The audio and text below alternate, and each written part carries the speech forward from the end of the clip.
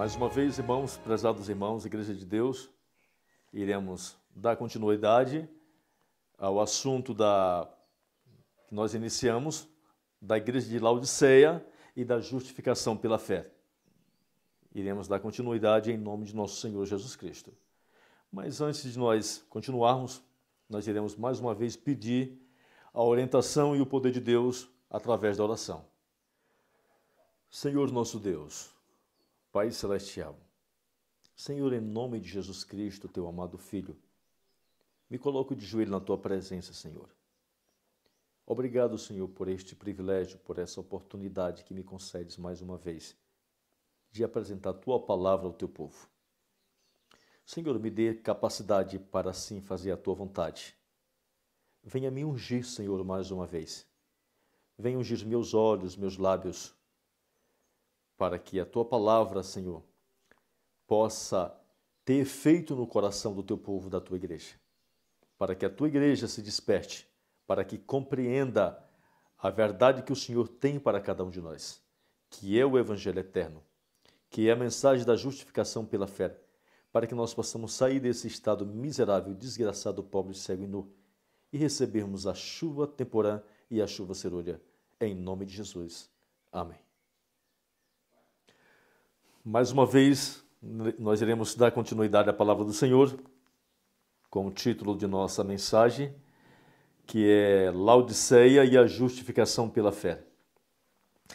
Nós iremos ler o livro do pastor Wagnes, Cristo e Sua Justiça, na página 80, e ele vem explicando a justificação pela fé, ele vem explicando o que é justiça imputada e justiça comunicada. O que acontece quando Deus imputa a justiça no homem? O que acontece quando Deus comunica a sua justiça no homem? Por quê? Porque a igreja, naquele ano, naquela data, ela já tinha perdido a noção, ela não sabia, estava como uma criança tola que não sabia das coisas de adulto. E com a apostasia de 1950, a apostasia ômega introduzida ali, ou bem antes disso, aí sim, a nossa igreja passou a ensinar uma justificação pela fé, voltou a ensinar aquilo que foi ensinado no passado. Então, a justificação pela fé, nós entendemos dentro da palavra de Deus, do Espírito de Profecia e dos livros dos pastores Wagner, que eu acredito que é impossível qualquer hoje igreja, qualquer movimento ou qualquer pessoa, tanto da organização ou como leigo, dizer que está apresentando a mensagem da justificação pela fé na íntegra, sem que ele tenha lido os livros de Jones e Wagner. Por quê? Foram eles dois que Deus falou que enviou a mensagem à igreja. Se Deus enviou novamente por intermédio dos dois, Deus colocou na mente dos dois. E se eu não leio, não creio, não aceito esses livros e falo que estou pregando a mensagem, então é um outro evangelho. Um outro evangelho. E vamos ver direitinho o que a palavra de Deus fala, o que acontece quando Deus justifica o homem.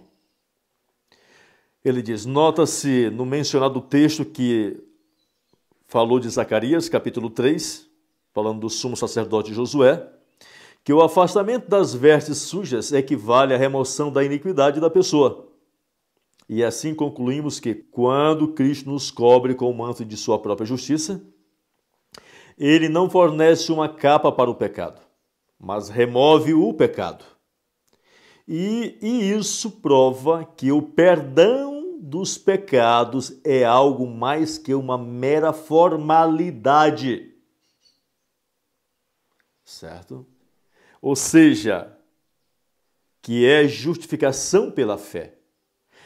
Vou dar uma paradinha bem aqui. Vou explicar o que Jones falou sobre formalidade. Lá na cruz, Jesus Cristo morreu por toda a humanidade. Só que Jesus Cristo não perguntou para mim, Valdecir, você aceita que eu morra por ti? Ele não perguntou porque eu não estava lá presente. Então ele fez algo sem que eu soubesse. Isso é chamado de justificação legal. Justificação forense legal. Ou justificação judicial. Nós iremos explicar na frente um pouquinho. Vamos continuar com a leitura. Algo mais que uma simples inscrição no livro de registro no céu, para efeito de cancelamento dos pecados.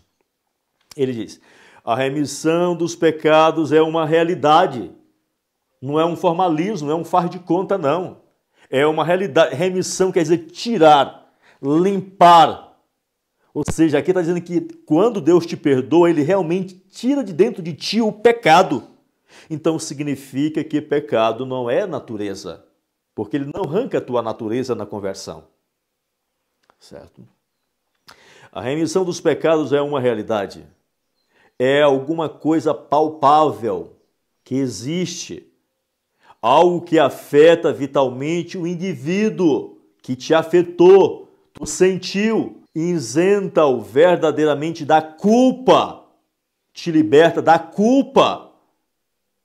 E se ele é eximido do delito, sendo justificado ou feito justo, certamente opera-se nele uma mudança radical. Certo? Aqui John está dizendo para a igreja, olha, quando Deus justifica o homem, Ele não simplesmente livra-o da culpa, mas Ele transforma. Acontece uma mudança radical no momento em que Deus imputa a justiça. Ele não está falando aqui da justiça comunicada, mas da imputada. Certo? Então, acontece a transformação, uma mudança na mente. Houve uma mudança na mente. Por que essa mudança? Ao nascermos do ventre de nossa mãe, todos nós nascemos com uma mente neutra, com natureza pecaminosa. Natureza pecaminosa e mente neutra. Agora, nós nascemos, essa natureza pecaminosa, ela está com as tendências herdadas que herdamos dos nossos pais.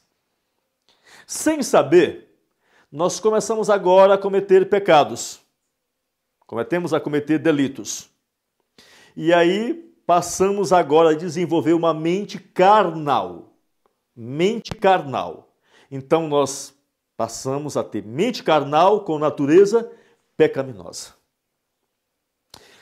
Quando Jesus Cristo agora envia o Evangelho, a gente ouve e crê nas boas novas do Evangelho. Então, nesse momento, o Espírito Santo, ele transforma a nossa mente. Então, nós passamos a ter mente espiritual com natureza pecaminosa. Sendo que a natureza pecaminosa ela não é pecado, porque ninguém nasce pecador. Se a gente já nasce pecador, então a Igreja Católica está certa em batizar as criancinhas quando nasce. Então, isso aí veio de Santo Agostinho, que não teve nada de santo, né? Então, é assim que acontece a transformação, a justificação, o perdão de Deus. Mas por que acontece? Muitas das vezes a gente pede perdão e essa transformação radical não acontece. É porque o perdão não foi aceitável diante de Deus. Ou seja, nós estamos pedindo perdão de alguma coisa, mas nós somos agarrados com ele. E Deus não é tolo, ele não perdoa. Por quê? O livro de 1 São João lá diz que quando Deus perdoa, ele purifica de todo o pecado. Ele perdoa e purifica o homem. Certo? Duas coisas ali, perdoa e purifica. Então, continua o pastor. E se ele é eximido do delito, sendo justificado ou feito justo, não, aqui não diz tornado justo ou declarado justo, certo? Porque lá na cruz, o que Jesus Cristo fez? Ele te declarou, ele me declarou justo. Mas por que ele não me tornou justo lá na cruz? É porque eu não estava presente, ele tinha que me perguntar. Valdeci, tu quer ir para o céu ou tu quer queimar no lago de fogo e enxofre? Tu aceita ser libertado ou não? É porque ele me deu livre-arbítrio. Então, por isso, lá na cruz, a justificação que aconteceu lá foi a justificação judicial. Deus declarando toda a humanidade justa. Foi a mesma coisa que aconteceu em 1888, quando a princesa Isabel assinou a Lei Áurea, dando liberdade a todos os escravos, a todos os negros. Ela assinou uma Lei Áurea. E ali, pessoas de boa vontade pegaram várias cópias daquela carta, daquele documento, e viajaram pelo país inteiro naquelas senzalas. Ao chegar na porta de uma senzala, chamava o dono da senzala e falou: está aqui uma carta que a princesa Isabel, uma lei que ela escreveu, dando liberdade a todos os negros. Ao dono da senzala: pois bem, então vai falar com eles. E ali aquele homem de boa vontade chegava na frente daquela senzala e falou: olha, vocês são homens livres. Dia tal, assim, ano tal, a princesa Isabel assinou essa lei, declarando vocês livres. Agora, se vocês crerem e aceitar e quiserem sair da senzala, vocês serão tornados homens livres, na íntegra. E se aquelas pessoas chegassem e falassem: não, eu já estou bem aqui, estou bem acostumado aqui, eu quero ficar mesmo aqui na senzala, como escravo mesmo, tudo bem, você tem a livre vontade, pode ficar. Mas se o outro chegasse, a pessoa chegasse e dissesse: não, eu quero ser livre, realmente, então vou agora curtir minha liberdade. Então, aquela pessoa já tinha sido declarada no dia que ela assinou a carta e agora está sendo tornada justa, na íntegra. Então, irmãos, eu digo que 1888 foi o Calvário, foi a cruz, onde Jesus Cristo declarou toda a humanidade livre, certo? Justa. Então, o Calvário foi onde Jesus Cristo declarou toda a humanidade justa. Então, o homem de boa vontade representa hoje os mensageiros fiéis de Deus, com a mensagem de 88, que ao chegar a qualquer ser humano e apresentar a mensagem, aquela pessoa ouvir e crer. Então, naquele momento, Jonas diz que ela é tornada justa e que uma mudança radical acontece naquela pessoa. Certo, irmãos?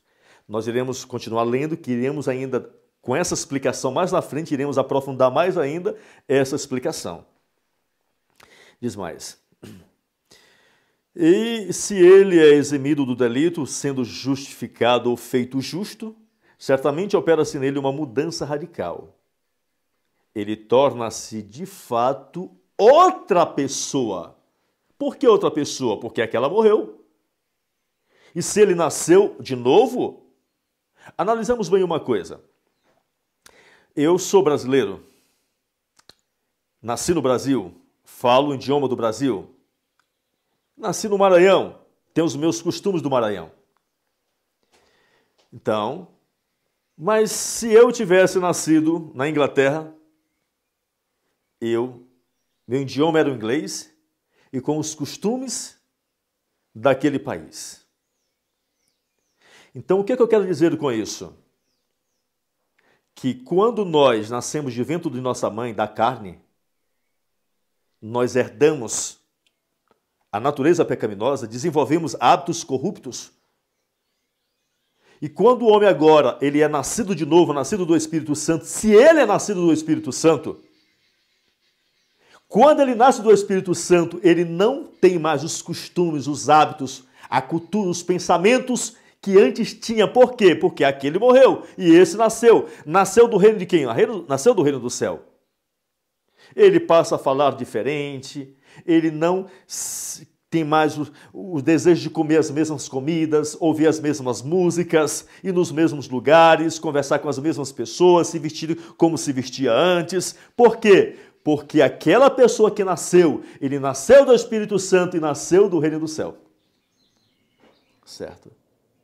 O que nós olhamos hoje dentro de nossa própria igreja? Pessoas que foram batizadas, que hoje falam que o batismo é novo nascimento, e essas pessoas continuam com os mesmos hábitos, com os mesmos costumes, tudo. O Espírito Santo não gerou uma nova pessoa. O pastor continua. E desse modo, ele diz, o pleno e livre perdão dos pecados traz consigo uma maravilhosa e miraculosa mudança, conhecida como um novo nascimento. Então, quando Deus imputa a justiça, naquele momento o homem nasce de novo. E o pastor diz que há uma mudança miraculosa na vida daquele indivíduo. E ele diz, isso chama-se novo nascimento. Pois um homem não pode tornar-se uma nova criatura a não ser por um novo nascimento. Isso equivale a possuir um novo ou purificado coração. Isso acontece com a justiça imputada. O novo coração é aquele que ama a justiça e odeia o pecado. É um coração cheio de boa vontade para ser conduzido às veredas da justiça. Era esse coração que Deus desejava que Israel tivesse quando disse: quem dera que eles tivessem tal coração, que me temesse e guardasse em todo o tempo todos os meus mandamentos, para que bem lhes fosse a eles e aos seus filhos para sempre. Deuteronômio 5:29. Em resumo, ele diz, é um coração livre do amor ao pecado, bem como da culpa do pecado. Duas coisas acontecem quando Deus imputa a sua justiça a um ser humano, certo? Duas coisas acontecem, ele diz bem aqui. É eliminado do coração daquele homem o amor ao pecado com a culpa do pecado, certo? Ele não ama mais o pecado. Por quê?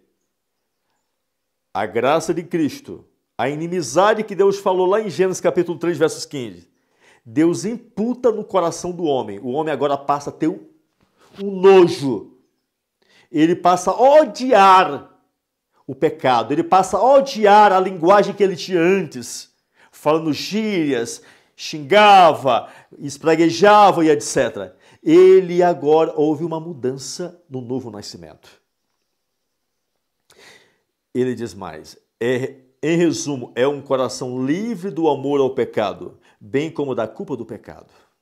Mas o que leva o homem a desejar sinceramente o perdão de seus pecados, ele diz, é simplesmente seu ódio pelo pecado e seu anseio pela justiça. Ambos suscitados pelo Espírito Santo de Deus. Então, meus prezados irmãos, que fique claro, que todos possam ter uma compreensão correta do Evangelho eterno, da mensagem do terceiro anjo, que é dos três anjos, e da justificação pela fé, que é a mesma coisa.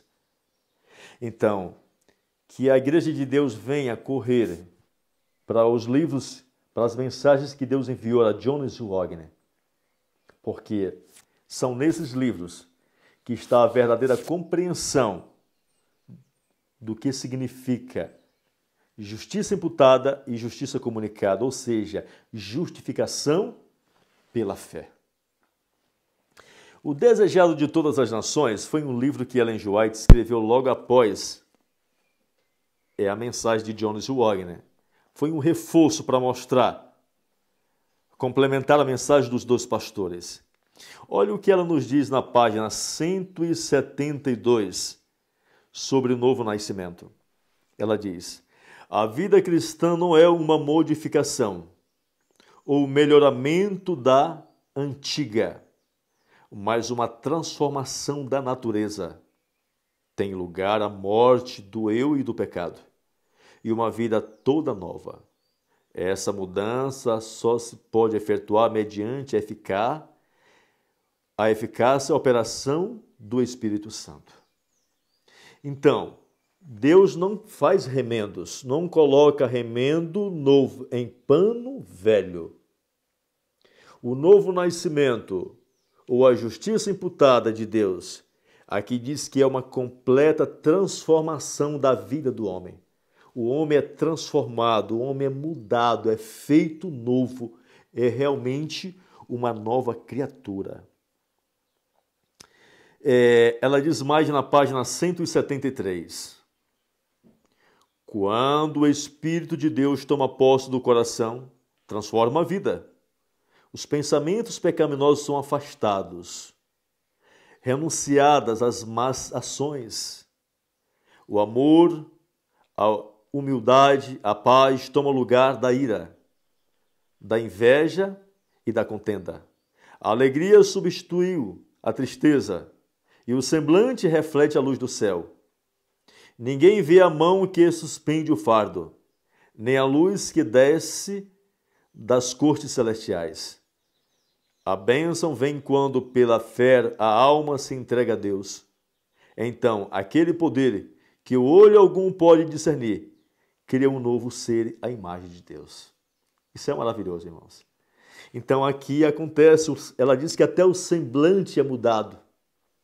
Se você era aquela pessoa que andava com o semblante fechado, o teu semblante é mudado, é transformado. Eu me lembro que há uns 15 anos atrás, eu mudei da cidade para o interior e eu descia do trem, mais ou menos 1h da tarde, e eu tinha que caminhar um percurso de quase 20 quilômetros na beira da estrada de ferro. O sol muito quente, com umas 2 bolsas na minha cabeça. Não tinha transporte, não tinha animal, não tinha bicicleta, não tinha carro. E no meio do percurso tinha uma cacimba coberta com uma casinha de palha. A água era tão cristalina, tão fria, que eu já ia correndo com as bolsas na cabeça, lembrando daquela cacimba, só de chegar, jogar as bolsas no chão, e eu pegava um balde de água, me jogava com roupa e tudo, me molhava até as minhas roupas. Mas ali eu ficava, depois eu prosseguia. O que eu estou dizendo com isso? Aquela cacimba representa aquele homem que foi transformado, que nasceu de novo. Ele tem aquele poder de trazer mudança na vida das pessoas. As pessoas que entram em contato com aquele ser, ele sente que está na presença de Deus. Porque aquele homem está cheio do Espírito Santo, é transformado. Certo? Então é isso que Jones Wagner veio apresentar à Igreja de Deus do que significa justificação pela fé. Então, nós olhamos até aqui, Jones vem apresentando que não foi colocado uma veste suja em cima da limpa. Então, dentro desse capítulo, nós encontramos justiça imputada, justiça comunicada. E nós entendemos que santificação é o homem revestir-se de Cristo. Ele nasceu de novo. Se uma árvore cresce, nasceu, ela tem que crescer. Uma criança nasce, ela tem que crescer. Então, santificação é o crescimento, é o desenvolvimento do homem, a imagem de Jesus Cristo. É o desenvolvimento, é o crescimento. E nós entendemos que esse crescimento, esse desenvolvimento do caráter do homem, chamado de santificação, nós temos até o decreto dominical para isso acontecer. Certo? Nós, adventistas do sétimo dia, ao sair o decreto dominical, fecha-se a oportunidade de salvação, de desenvolvimento para cada um de nós. Ellen White, ela diz lá em Vida e Ensino, página 189, ela diz assim: o que estáis fazendo, irmão, na grande obra de preparação? Os que estão seguindo ao mundo estão se amoldando ao modelo mundano, mas os que desconfiam do eu, humilham-se perante Deus, estão recebendo o molde divino.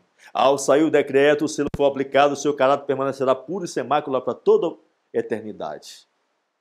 Então, meus irmãos, ali, fim da nossa oportunidade, nós temos que desenvolver esse caráter, essa completa santidade, refletir até aquele período. Deus está nos dando hoje a oportunidade.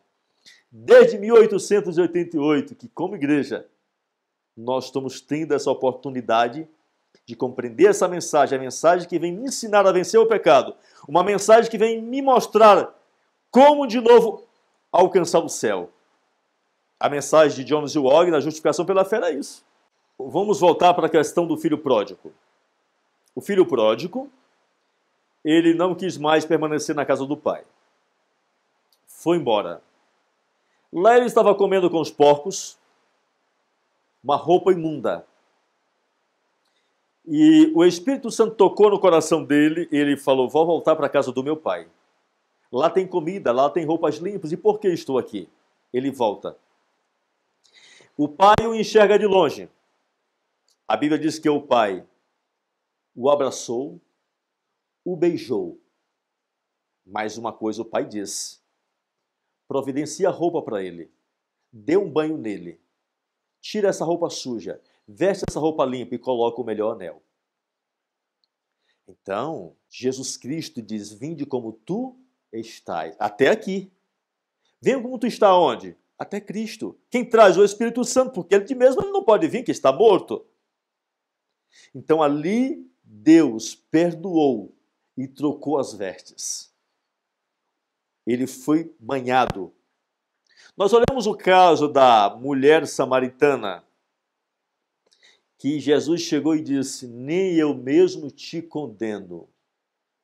Os teus pecados estão perdoados. Aí ele continuou: mas vai e não peques mais. Ali nós olhamos justiça imputada, justiça comunicada. Vais e não peques mais, é santificação, justiça comunicada. Vai e não peques mais. Por que ele falou isso para aquela mulher? Porque no momento em que ele transformou ela, imputou a sua justiça, logo em seguida ele colocou dentro dela poder para ela ir e não peques mais. Esse é o verdadeiro evangelho eterno. Vai e não peques mais. Quando é que o homem peca? Ezequiel capítulo 18 diz: desviando-se o justo da sua justiça, comete o quê? Pecado. Então, quando o homem peca, quando ele se desvia da justiça que Deus imputou e comunicou no coração dele. Quando ele chega: basta, Senhor, não quero mais. Aí ele comete pecado. Mas enquanto a justiça de Deus imputada e comunicada estiver dentro dele, ele não peca. Não que ele seja um robô, mas é uma opção que ele escolhe não pecar.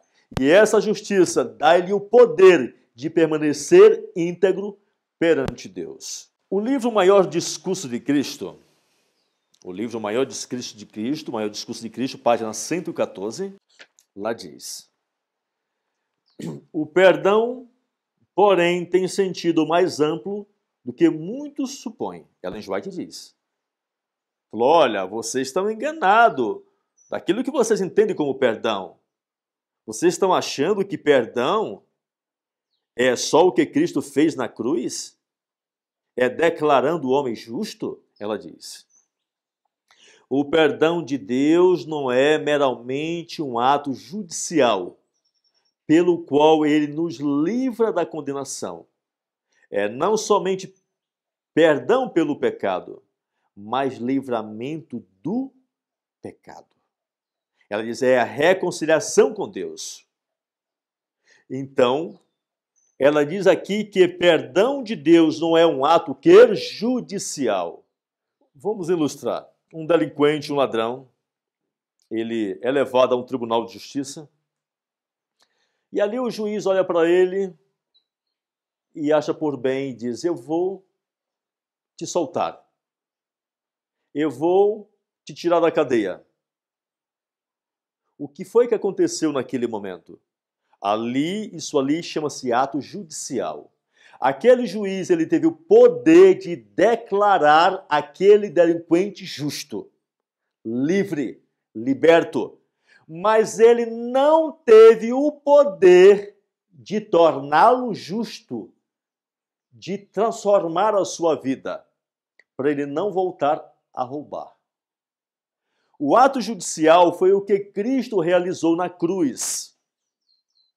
Lá na cruz, Jesus declarou todo homem justo. Declarou todo homem justo. Justificação pela fé é Deus tornando o homem justo. É Deus transformando o homem. Então, aqui está a diferença. Hoje nós olhamos nas nossas lições de escola sabatina, agora mesmo a lição, teve a lição passada de Gálatas e a lição agora de Romanos, o autor, ele fala toda a lição mostrando que justificação pela fé é Deus declarando o homem justo. Errado. Justificação pela fé é Deus declarando e tornando o homem justo. Ela diz bem aqui que não é um ato judicial. No momento em que o homem ouve e crê nas boas novas, neste momento, ele é tornado justo. A injustiça é tirada de dentro dele. O pecado é eliminado de dentro dele. A justiça entra dentro do homem. Deus imputa a sua justiça. Deus agora comunica a sua justiça. E o homem passa a viver uma vida justa. Então, que fique claro que nós, ao sermos justificados pela fé, Deus não simplesmente nos declara justo, mas Deus nos torna justo. Deus nos torna justo. A nossa igreja adventista do sétimo dia, ela está pregando um evangelho que não é o evangelho de Deus. A nossa igreja hoje, ela diz, vamos supor, ela fala, eu li na lição de escola sabatina, a igreja dizendo que nós estamos pregando o mesmo evangelho que Lutero pregou. Irmãos, eu pergunto, Martinho Lutero pregou a terceira mensagem angélica? A mensagem do terceiro anjo começou a ser pregado em 1517, quando Lutero levantou-se para pregar a mensagem. O Martinho Lutero, ele pregou apenas um aspecto da justificação pela fé.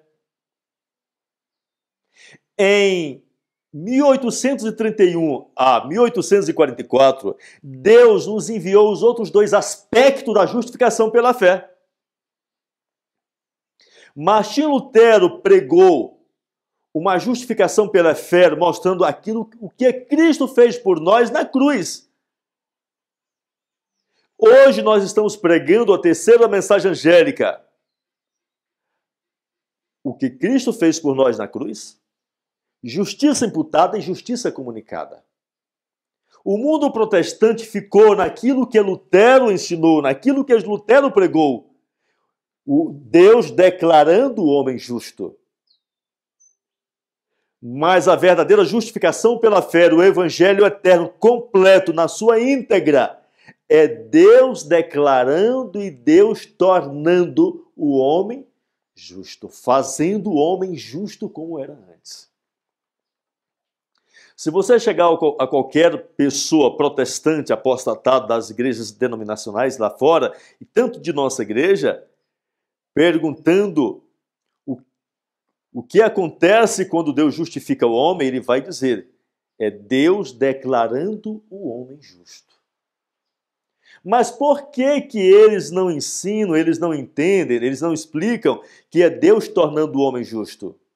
Porque todos eles acreditam que natureza é pecado. Que Deus só vai poder tornar o homem justo na glorificação. Certo?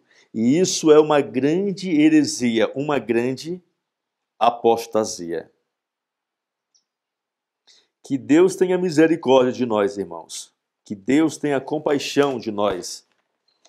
Que nós venhamos estudar essa mensagem que Deus enviou em 1888. Então, o que nós encontramos?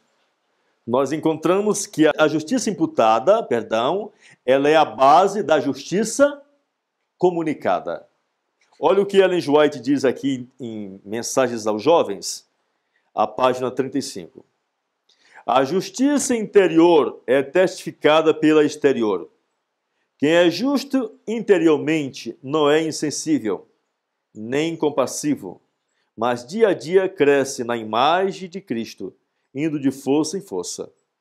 O que está sendo santificado pela verdade exercerá domínio próprio e seguirá os passos de Cristo, até que a graça se perca na glória. Ela é imputada a justiça pela qual somos justificados.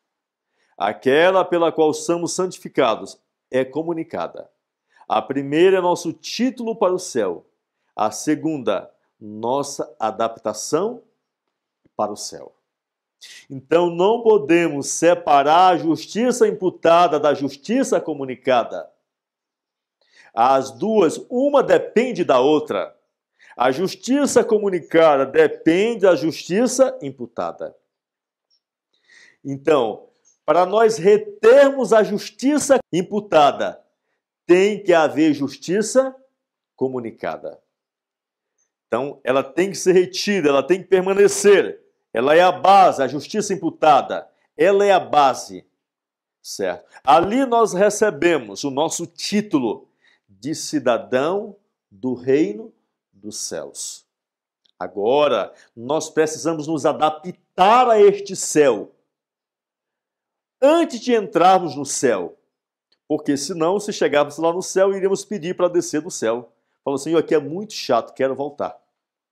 Então, por isso, Deus nos dá uma adaptação prévia, chamado de justiça comunicada, que é santificação, que é a formação do caráter, desenvolvimento, onde o homem vai crescer na graça. Para nós, adventistas, até o decreto dominical. Certo? Então, que fique claro que Deus enviou uma mensagem e ela diz que é a mensagem da justificação pela fé. Porque hoje eu ouço muitos pregadores usando somente o termo justiça pela fé.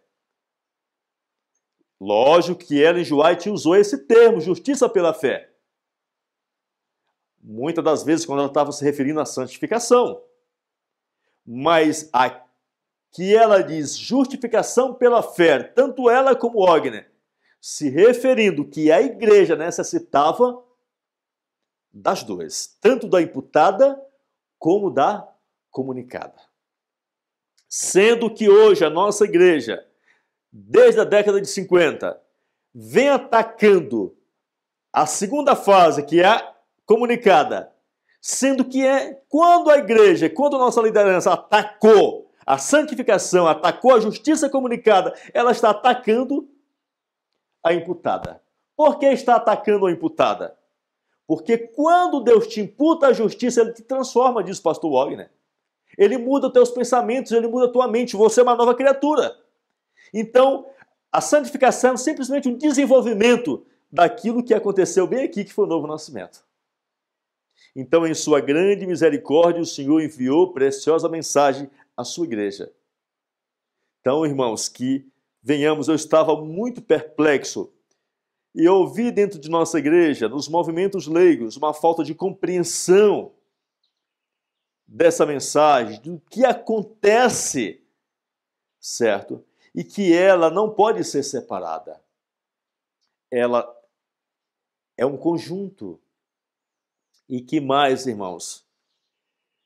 A mensagem que Deus enviou a Jones Wagner não foi a mensagem que Martinho Lutero pregou. Martinho Lutero foi o terreno que produziu 60 por 1. Morreu tomando cerveja. Morreu fazendo isso e aquilo. Mas a mensagem que Deus enviou desde da primeira, da segunda, terceira mensagem angélica, a igreja perdeu quando entrou no estado de Laodiceia, que Deus enviou em 1888, é a mensagem que vai produzir 100 por 1. Ou seja, uma mensagem que levará o homem a atingir 100% a imagem e semelhança de Jesus Cristo. Certo? Aqui nessa terra. Nós, até o decreto, e o povo que Deus tem lá fora, do decreto dominical ao derramamento da chuva serôdia, até o fechamento da porta da graça de uma forma geral. Nós iremos, nesse momento, fazer uma oração ao nosso Deus para agradecer e depois nós iremos voltar a fazer uma conclusão desse assunto e que Deus conceda-nos a sua graça na misericórdia de Jesus Cristo. Amém. Senhor nosso Deus, Pai Celestial, muito obrigado, Senhor, por ter nos dado a graça de estarmos aqui na Tua presença de joelhos, agradecido por ter nos concedido o privilégio de apresentar a Tua palavra. Abençoe, Senhor, Tua igreja, o Teu povo. Abençoe para que esta mensagem tenha acesso aos seus corações, para que eles venham ter a compreensão, Senhor, da mensagem que o Senhor enviou em 1888. Para o Senhor ajudá-los a entenderem que nós, adventistas do sétimo dia, nós não iniciamos como Laodiceia. Nosso movimento iniciou como Filadélfia, tendo as 3 mensagens angélicas, tendo a compreensão da verdadeira mensagem angélica, da verdadeira mensagem da justificação pela fé. Mas que ao entrarmos num estado de miserável, desgraçado, pobre, cego e nu, perdemos esta visão. E mais uma vez, Senhor, em 1888 o Senhor nos enviou esta luz. Mas infelizmente, Senhor, foi rejeitado pela tua igreja. Mas mais uma vez o Senhor tem lutado conosco, tem nos enviado, tem nos despertado, enviando mensagens da verdadeira compreensão do que o Senhor quer realizar nas nossas vidas. Abençoe-nos, ó Deus, perdoe por toda a nossa negligência, por todos os nossos pecados. Imputa-nos a tua justiça, em nome de Jesus. Amém.